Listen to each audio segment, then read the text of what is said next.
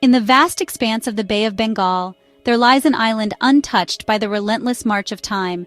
This is North Sentinel Island. Satellite map pinpoints the island. Lush jungle and turquoise reef surround it. It exists on modern maps, yet remains one of the last true frontiers of our planet. The people who call this island home are the Sentinelese, one of the most isolated human populations on Earth. For tens of thousands of years, they have lived apart. Their lives unfold in a world separate from our own. They are hunter-gatherers, a way of life their ancestors might have lived 60,000 years ago. They are a living link to the past. Who are the Sentinelese? The question is simple. The answer is complex and mostly unknown. We do not know their language. We do not know their beliefs. We do not know their stories. We do not know the names they call themselves. This is the story of the Sentinelese, unseen, unheard, untouched.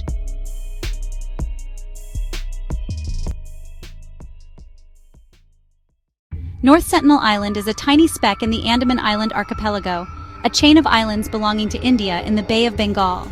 From the air, it looks like a paradise. It's a near-perfect square of land, roughly 23 square miles, covered in a thick, impenetrable mangrove forest. A brilliant coral reef encircles the entire island, creating a shallow lagoon of impossible turquoise. This reef is a formidable natural barrier. It has no natural harbors. Boats find it incredibly difficult to land. The island's geography seems designed to keep the world at bay. Its remote location, away from main shipping lanes, has kept it off the world's radar for centuries. Satellite images show the shape, but cannot penetrate the dense jungle canopy. They cannot tell us where the Sentinelese live, what paths they walk. The island is a blank spot on our maps. For centuries, sailors and administrators spoke of it with fear, cementing its status as one of Earth's most enigmatic places, a reminder that some places and people remain beyond our reach. The history of contact with North Sentinel Island is a short and often tragic one. For a long time, the island was largely left alone, its fierce reputation preceding it. The first significant recorded encounter occurred in the late 19th century under the British colonial administration of the Andaman Islands. In 1880, a British naval officer named Maurice Vidal Portman led an armed expedition ashore. His mission was driven by a Victorian-era anthropological curiosity. His party scoured the jungle for days, finding only recently abandoned villages. The Sentinelese, it seemed, had simply melted away into the forest. Eventually, Portman's men captured an elderly couple. They were taken by force to Port Blair. The shock of this abduction and exposure to a completely alien environment, the elderly couple quickly fell ill and died. Portman had them returned to North Sentinel Island with gifts, leaving them on the beach. It is impossible to know what story these children told when they were reunited with their people. This first major contact was a story of kidnapping and death, a foundational warning about the dangers of the outside world. After this disastrous encounter, the island was left mostly to itself for nearly a century, leaving the mystery of that brief, peaceful moment to linger. Piecing together a picture of Sentinelese culture is like assembling a puzzle with most of the pieces missing. Our knowledge is based on fleeting observations made from a safe distance. What we see is a society that appears pre-agricultural. Their diet is rich and varied, drawn from the bounty of the island and the sea. They hunt wild boar monitor lizards. They use nets, simple harpoons. They are known to be master canoe makers. Their canoes, unique outrigger design, very narrow and maneuverable, perfect for navigating the shallow, reef-filled waters around their island. However, these canoes are not suitable for the open ocean. Their primary weapons are bows and arrows. The arrowheads are particularly interesting. After a couple of shipwrecks on their reef in the 20th century and skillfully forge it into sharp, deadly arrowheads and other tools, their social structure remains almost a complete mystery. Observers have noted communal activities, music, dance seem to be part of their culture, painting a picture of a resilient, self-sufficient, and complex society that has thrived for ages in its own secluded world. So the Sentinelese have made their feelings about visitors, pretty much unequivocally clear. Their response has been consistent, predictable, and almost always violent. The moment an unfamiliar boat is spotted approaching their shores, men emerge from the forest, armed and ready. They're often described as watchmen, standing guard on the beaches, their bows drawn.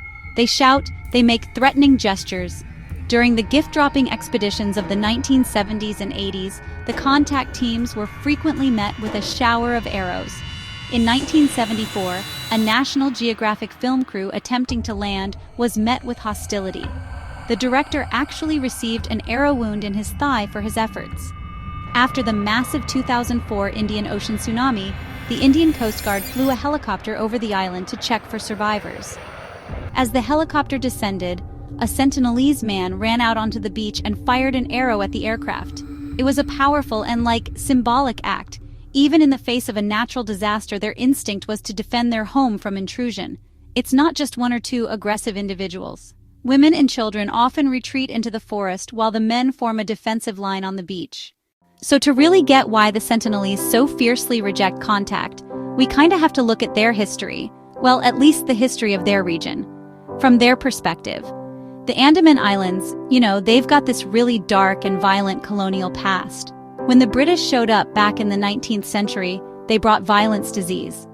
The Great Andamanese, a group of tribes that once numbered in the thousands, were just decimated. They were either killed in conflicts or died from diseases like pneumonia, stuff they had zero immunity to. The very first direct contact they had with outsiders, the 1880 expedition led by Maurice Vidal-Portman, was traumatic in itself. The abduction of an elderly couple and some children, and then the adults dying in Port Blair.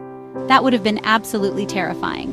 It's the kind of story that gets passed down, generation after generation. A historical trauma that shapes who they are and why they stick to absolute isolation. But it's not just about those specific historical events. Their isolation is also about preserving their identity and way of life. The Sentinelese have a culture that's been finely tuned to their environment for tens of thousands of years. They don't need technology, food, medicine, and that they just want to be left in peace.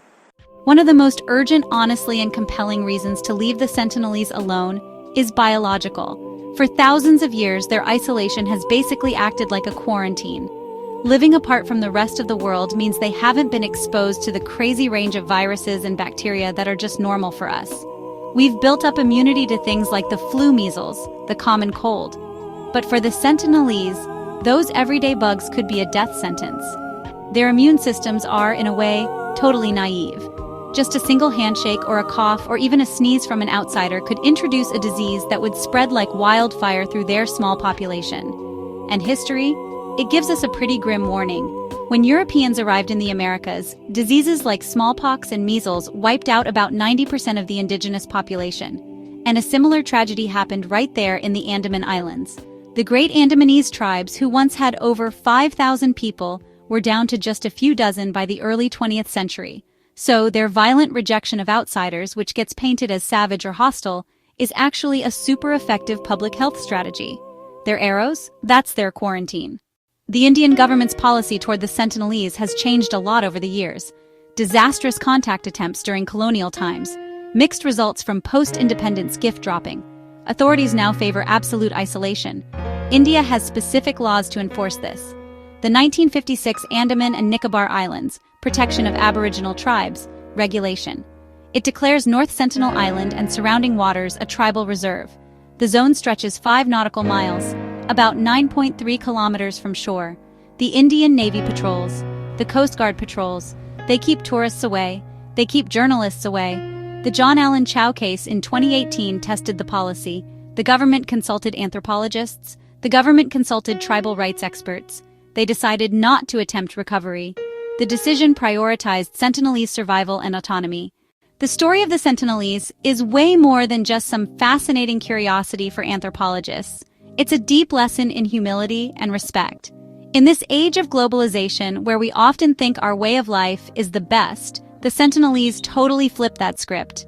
They remind us that there are other ways to live, other values to hold. Our world isn't the only one that matters. It means we have to put aside our curiosity, our missionary zeal, that urge to help, and just listen to the message they've been sending for centuries. We can learn about the resilience of the human spirit, deep connection to their land.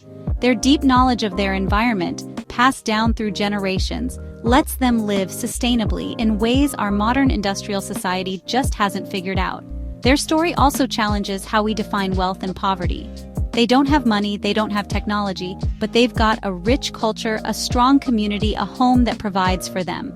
The greatest gift we can give the Sentinelese is the gift of our absence, letting them continue their journey on their own terms. In the end, their future is in their own hands, letting a unique and ancient human story carry on, untouched.